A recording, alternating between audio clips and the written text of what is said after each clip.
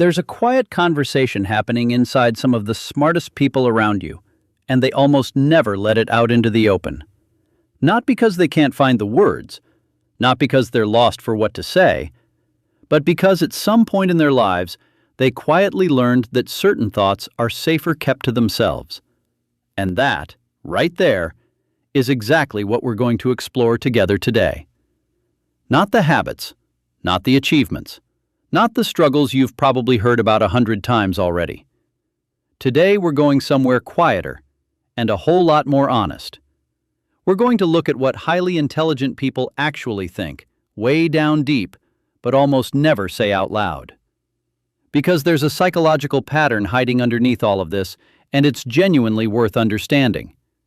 And it isn't just about intelligence, it's about what it actually feels like to move through the world in a way most of the people around you simply don't. Let's start with something researchers in cognitive psychology have been noticing for decades now. Highly intelligent people tend to live with something you could call a persistent perception gap, a constant quiet sense that the way they're seeing a situation is fundamentally different from the way everyone else in the room is seeing that very same thing. Not necessarily better, just different, deeper, more connected, with more layers folded into it than most people ever notice. And here's one of the very first thoughts they almost never say out loud. I can see where this is going, and I don't know how to explain it without sounding arrogant. That single thought alone quietly shuts down so many conversations that never even get the chance to happen. Think about it for a second. When your mind connects dots other people haven't even spotted yet, when you walk into a meeting and you're already 3 or 4 steps ahead of where everyone else is, there's just no socially easy way to say that out loud. So a lot of the time, intelligent people simply stay quiet. Not because they've checked out, but because deep down they feel like speaking up costs them more than saying nothing ever would. Psychologists who've spent their entire careers studying exceptional minds have found that highly intelligent people tend to live with a constant, low tension between their inner world and the social world going on around them. They've got these incredibly rich, busy mental landscapes running inside their heads. But translating all of that into ordinary, everyday conversation, a lot of the time, it feels almost impossible. Like trying to pour an ocean through a straw. And now here's another thought they very rarely say out loud. I'm not bored, I'm just waiting. This one gets misread from the outside all the time. Intelligent people often come across as distracted, distant, somewhere else entirely. But neurologically, something completely different is going on underneath. The prefrontal cortex, the part of the brain responsible for complex reasoning and long-range planning, keeps working quietly away, even when the person is sitting perfectly still and looks like they've drifted off. They're not absent at all, they're just somewhere else, deep inside their own head. And because that whole inner process is completely invisible from the outside, they learned a long time ago to just let people assume whatever they want to assume. Now stop for a second and really think about this. Have you ever been in a room and felt like you were watching the entire thing from a slightly different angle than everyone else in it? Like the conversation everybody around you was having wasn't quite the conversation that should have been happening. If that feeling sounds even a little familiar to you, then maybe you already know exactly what I'm talking about. Intelligent people carry that feeling around with them almost all the time, everywhere they go.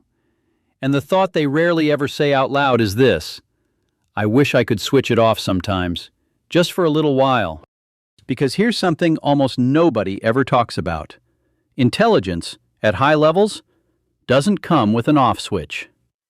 That same ability to spot patterns, the very thing that makes these minds so remarkable in the first place, is also the exact thing that makes it so much harder for them to truly rest. Studies in neuroscience suggest that highly intelligent brains tend to show far more neural connectivity than average, which means more regions of the brain are firing at the same time, more often, all at once. That's an enormous gift, no question. But it also means the mind rarely, if ever, goes fully quiet. And the thought they almost never say out loud in a normal conversation is this: being this aware, all the time, is exhausting. They don't say it like a complaint.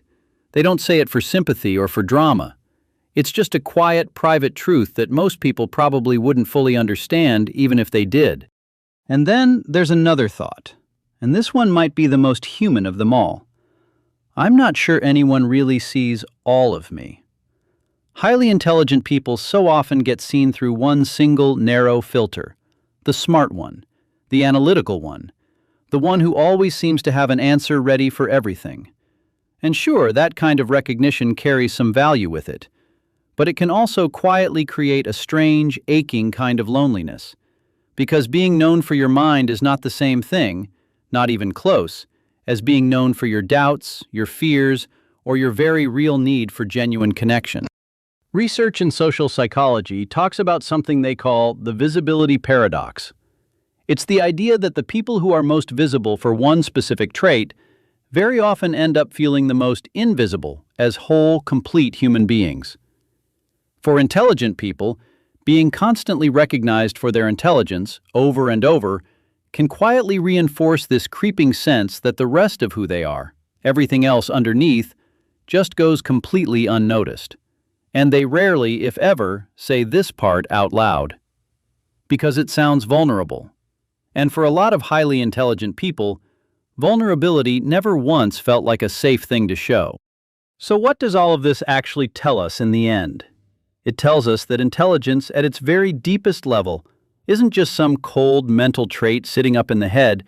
It's an emotional experience. It's a social experience. It's a quiet, constant negotiation between what the mind clearly sees and what the world around it is actually ready to hear. The thoughts intelligent people carry with them but almost never say. I can see where this is going. I wish I could switch it off. I don't think anyone really sees me. Those aren't signs of arrogance. They're not signs of someone who's checked out or looking down on anyone. They're the quiet signs of a mind running on a frequency that a lot of everyday social settings simply aren't set up to receive. And maybe, just maybe, the single most important thing to take away from all of this has almost nothing to do with intelligence at all. Maybe it has everything to do with the distance between what people actually think and what they feel safe enough to say out loud. Because that distance, that quiet gap, exists inside every single one of us. Only the degree of it changes from person to person, and the reasons hiding behind it. And learning to truly understand that gap, both in the people around you and, honestly, in yourself, might just turn out to be one of the quietest, deepest, and most overlooked forms of human intelligence there ever was. If any of this resonated with you, even a little, take a second and subscribe to the channel.